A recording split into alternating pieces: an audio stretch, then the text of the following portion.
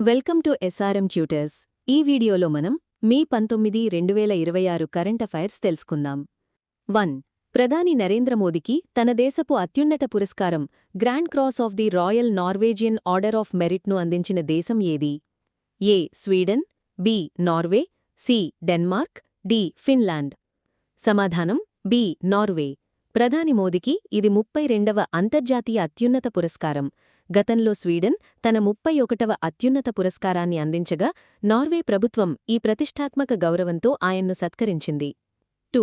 వైద్యులు మరియు ఆరోగ్య రంగానికి చెందిన సిబ్బందికి ఏఐ సాంకేతికతలో శిక్షణ ఇవ్వడానికి నేషనల్ ఏఐ డాక్టర్స్ మిషన్ను ఏ నగరంలో ప్రారంభించారు? A. Mumbai, B. Bengaluru, C. కొత్తఢిల్లీ, డి. హైదరాబాద్. సమాధానం సి. ఢిల్లీ. వైద్య సేవల్లో కృత్రిమ మేధస్సును సమర్థవంతంగా ఉపయోగించేలా వైద్యులను మరియు ఇతర సిబ్బందిని సిద్ధం చేయడం ఈ మిషన్ ప్రధాన లక్ష్యం. 3. Unique identification authority of India నూతన చీఫ్ ఎగ్జిక్యూటివ్ ఆఫీసర్గా ఎవరు నియమితులయ్యారు? A. Saurabh Vijay, B. Amit Agarwal, C. Praveen Sood, D. Rohit Jain. సమాధానం ఏ. సౌరభ్ విజయ్. సౌరభ్ విజయ్ ఆధార్ సంస్థ యుఐడిఏఐ యొక్క కొత్త సీఈఓగా బాధ్యతలు చేపట్టారు. 4. రాష్ట్రంలోకి ప్రవేశించే ఇతర వ్యక్తులను పర్యవేక్షించడానికి క్యూఆర్ కోడ్ స్కాన్ చేసే విధానంతో కూడిన ఇన్నర్ లైన్ పర్మిట్ సిస్టమ్ను ఏ రాష్ట్రం అమలులోకి తెచ్చింది? A. Manipur, B. Nagaland, C. Arunachal Pradesh, D. Meghalaya. సమాధానం సి. అరుణాచల్ ప్రదేశ్. అరుణాచల్ ప్రదేశ్ మంత్రివర్గం ఈ నూతన పద్ధతికి ఆమోదం తెలిపింది. దీనివల్ల పర్యాటకులు లేదా ఇతర వ్యక్తులు క్యూఆర్ కోడ్ స్కాన్ చేయడం ద్వారా అనుమతి పొందవలసి ఉంటుంది. 5. ఎల్టీటీఈ ఉగ్రవాదం నుండి విముక్తి పొందిన గుర్తుగా శ్రీలంక తన జాతీయ విజయ దినోత్సవాన్ని ఏ రోజున జరుపుకుంటుంది? ఏ. మే 15, బి. మే 18, సి. మే 19, డి. మే 20. సమాధానం సి. మే 19.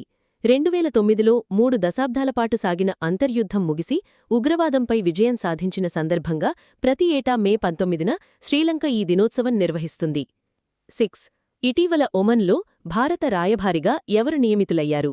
ఏ. Prashant Pise, B. Sanjay Sudhir, C. Vikram Misri, D. Deepak Mittal. సమాధానం ఏ. ప్రశాంత్ పిసే. సీనియర్ దౌత్యవేత్త ప్రశాంత్ పిసే ఒమన్లో భారత రాయభారిగా బాధ్యతలు చేపట్టారు. 7. చైనాలో జరిగిన బావూజీ చైనా మాస్టర్స్ బ్యాడ్మింటన్ టోర్నమెంట్లో రజత పథకం సాధించిన భారతీయ క్రీడాకారిణి ఎవరు? A. PV Sindhu, B. Saina Nehwal, C. Shreyansi Valishetti, D. Gayatri Gopichand. సమాధానం సి. శ్రేయాన్సీ వాలిశెట్టి. వివరణ: ఉమెన్ సింగిల్స్ విభాగంలో శ్రేయాన్సీ వాలిశెట్టి అద్భుత ప్రదర్శన కనబరిచి సిల్వర్ మెడల్ గెలుచుకుంది. 8. ప్రతి ఏటా మే 19న క్రీడల్లో నిజాయితీని ప్రోత్సహించడానికి ఏ అంతర్జాతీయ దినోత్సవాన్ని జరుపుకుంటారు? ఏ. ప్రపంచ క్రీడల దినోత్సవం, బి. ప్రపంచ నిష్పక్షపాత క్రీడల దినోత్సవం world fair play day, c. Olympic దినోత్సవం, డి. క్రీడాకారుల దినోత్సవం. సమాధానం బి. ప్రపంచ నిష్పక్షపాత క్రీడల దినోత్సవం వరల్డ్ ఫెయిర్ ప్లే డే. క్రీడల్లో స్పిరిట్ ఆఫ్ ది గేమ్ మరియు ఫెయిర్ ప్లే ప్రాముఖ్యతను తెలుపుతూ మే 19న దీనిని జరుపుకుంటారు. 9. United Nations forum on forests యొక్క 21వ ఎడిషన్ ఇటీవల ఎక్కడ నిర్వహించబడింది? ఏ. భారతదేశం, b. America, c. Brazil, d. Kenya. సమాధానం బి. అమెరికా. అడవుల సంరక్షణ మరియు సుస్థిర అభివృద్ధిపై చర్చించడానికి ఈ సదస్సు అమెరికాలో జరిగింది. 10. ఇటీవల డెన్మార్క్లో జరిగిన ఊబర్ కప్ 2026 బ్యాడ్మింటన్ టోర్నమెంట్ను గెలుచుకున్న దేశం ఏది? ఏ. China, B. దక్షిణ కొరియా, సి. భారతదేశం, డి. ఇండోనేషియా. సమాధానం బి. దక్షిణ కొరియా.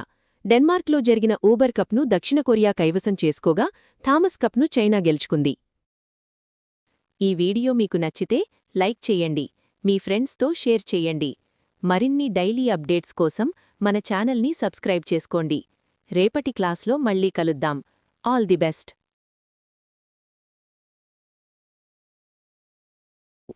మీరు ఈ కరెంట్ అఫైర్స్ని ప్రాక్టీస్ చేయాలి అనుకుంటే ప్లీజ్ విజిట్ srmtutors.in వెబ్సైట్. ఫ్రీగా రోజువారీ కరెంట్ అఫైర్స్ టెస్ట్ ఇంకా GK bits, daily jobs information గురించి తెలుసుకోండి. దయచేసి మా ఛానల్ను సబ్స్క్రైబ్ చేసుకోండి. వీడియో యూస్ఫుల్గా ఉంది అనిపిస్తే ఒక లైక్ చేసి మీ ఫ్రెండ్స్కి షేర్ చేయండి.